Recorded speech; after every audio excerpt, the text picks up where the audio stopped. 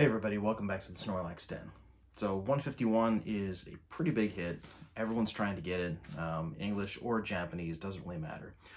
In my last video, I opened up the 151 UPC, so the Mew UPC. We got some really great product that we pulled from that. So that was super fun. I really love the playmat that's in there. But the prior UPC, kind of the big one, was the Charizard UPC. And this is a pretty awesome set. I have not opened one of these yet, but there's over 16 packs. There's a lot of great Sword and Shield era product in there. It's got some really cool promo cards as well. So I really want to open it up and do a comparison to the 151 UPC and really see kind of how they stack up against each other. All right, let's get going. All right, so here's our Charizard Sword and Shield Ultra Premium Collection. We've had this sitting on the desk for quite some time now. Got a pretty decent deal on it, although you can still find it pretty reasonably inexpensively. Mine's got a pretty nice ding on the side of it, which is why I don't really mind opening it. So let's go ahead and bust into it and see what we've got here. I started collecting in the Scarlet and Violet era. I've opened a bunch of Sword and Shield packs, but I wouldn't say Sword and Shield was my go-to.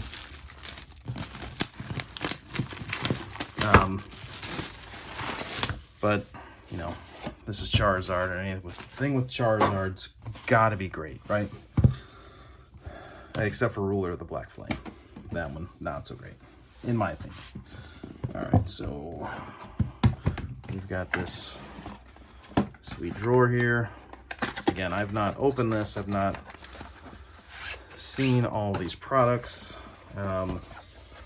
So the Charizard Gigantamax, so that's a pretty wicked playmat. That's pretty awesome, actually. Not worth the entire value of the set, but certainly worth some. And got a pretty good box. Again, if it weren't dented, this would be a pretty sweet thing to keep sealed. And then we've got a bunch of details on some of the different sets in there and the key hits. So we should have 16 packs total. Of course, we need another V-Star marker. We got some nice Charizard sleeves to match the playmat. And then these are pretty cool. So the damage counters, these are actually metal. So they have pretty good weight to them as well. Looks like one of them already came out of the plastic there, getting banged around a little too much. And then the condition markers, so the poisoning and burning effect. And these are metal too, so that's pretty decent quality. So when you compare UPCs that have those things built into them, just the fact that those are metal certainly adds to the value there. And then we've got the promo cards. So there should be 3 Charizard promo cards in there. So there's the code card. And then we've got the Sleeping Charizard, and again, still kills me. The centering on this is terrible. Like, it is so bad left to right. This one's a lot better, although it looks like maybe there's some wear on the edges there. And then another one that's not centered. These are really cool cards, which is kind of the disappointment, is cards that you'd like to send off to get graded and potentially have in your collection. And at this point, it's really just kind of a binder piece. But this is the Charizard fighting the Mewtwo that you can also find in the Japanese set in V-Star Universe, which my son pulled that from some V-Star Universe packs that we opened up together. All right, so we're gonna run through this pretty quickly since we've got a lot of packs to open. We're gonna kind of skip by the commons. We also got the coin flip as well. You can see Charizard on there. That one also metal, so that's pretty sweet. And you kind of sit there and hope that it didn't damage any of the packs. And a lot of really good sets in here. So you've got Brilliant Stars, Astral Radiance, Lost Origin, Vivid Voltage. Again, probably the lowest of the bunch, but there's only one pack of that. Fusion Strike, and Evolving Sky. So a lot of really great packs to pick from there. Oh, and we started out with a hit. So not bad from Vivid Voltage then. So we got the Radiant Jirachi, and we got the Aegislash. So a pretty decent start to, that was probably for me throwing Vivid Voltage under the bus there. So sorry to Vivid Voltage. Again, not necessarily highly sought after set, and I don't even know what we're doing next. How about some Fusion Strike? We'll save the Evolving Skies for last. Grapploct and Absol. So nothing else there.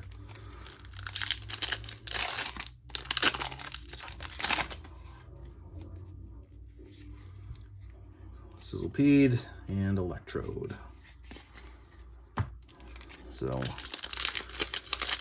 again, these are really good sets on their own. They got a lot of great product in them. Galarian Meowth and Arachnid. But we are not, other than the one pack of Vivid Voltage, we have not pulled a single thing. All right, we'll save Evolving Skies for last, and we'll go into Astral Radiance next. Swinub and Hisuian Overquill. Wow, this is pretty rough. My 151 UPC was certainly better to me overall. Alts and Origin Form Dialga. So we got another hit coming out of there. Yeah, none of the Alt-Art product though. So none of the really good stuff. In this case, just yet. Lost Origin, Brilliant Stars has the Trainer Gallery product. So that has some cards to chase after as well. All right, jumping into Brilliant Stars. Let's see, Gloves, Motham, and nothing else. This is pretty, I'll say, disappointing.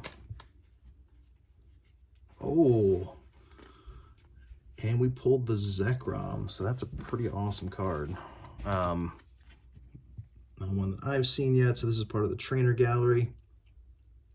So that's pretty sweet. Vanguard is in pretty good condition as well, so it's always nice to see that. Keep going on with the Brilliant Stars. And the Aggron V. So another hit. Again, not a great pull by any imagination. All right, Lost Origin. There's at least a Snorlax in this set to chase. The Roserade and Delphox V, so double hitter in that pack.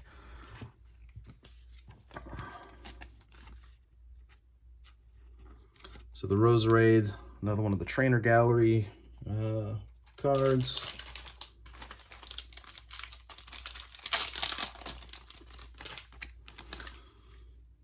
And we've got the Delphox for some trade fodder as well.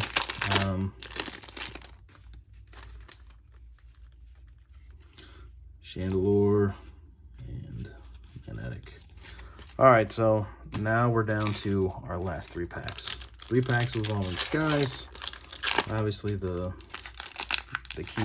key card in here is the Moonbreon. And if you pull that, you know, this Charizard UPC pays for itself. But I've opened quite a bit of Evolving Skies and have not come anywhere near to breaking even on any of the Evolving Skies packs that I've opened thus far. So I'm not gonna hold my breath on this one either. I don't like that Eevee. Looks like it's looking up at a Rayquaza there. Dino and Evil. All right. Whole bunch of nothing so far. All right, last pack. We'll slow roll this one and see if we get anything out of here. Seedot, Slakoth, Baby, Carvana, Dwebble, Pikachu. It's a nice Pikachu. Looking like a good reverse hollow Pikachu. And Appleton. All right. So a lot of nothing coming out of that product. Did that one not have a code card in it? It did not. I ended up with 11 cards instead of a code card, so that was an error pack there. All right. Well, overall, kind of my thoughts. You know, 3 of these were promo cards, so out of 16 packs, we ended up with 7 hits ultimately out of this entire box. So not particularly a banger of a box in this case, especially since the promo cards were off center. At least 2 of them were. I think for my money, if you can find a good deal on that 151 UPC, I would pick that up over the Charizard one at this point. Although, again, Sword and Shield's got a lot of great product in it, so you still can't go wrong. And some of the ancillary stuff that's in here, like the metal dice and damage indicators, if you're into the TCG, would be kind of fun to play with, or just kind of have in your collection. So that's it for today. Good talking to you guys, and be good to yourself and be good to others.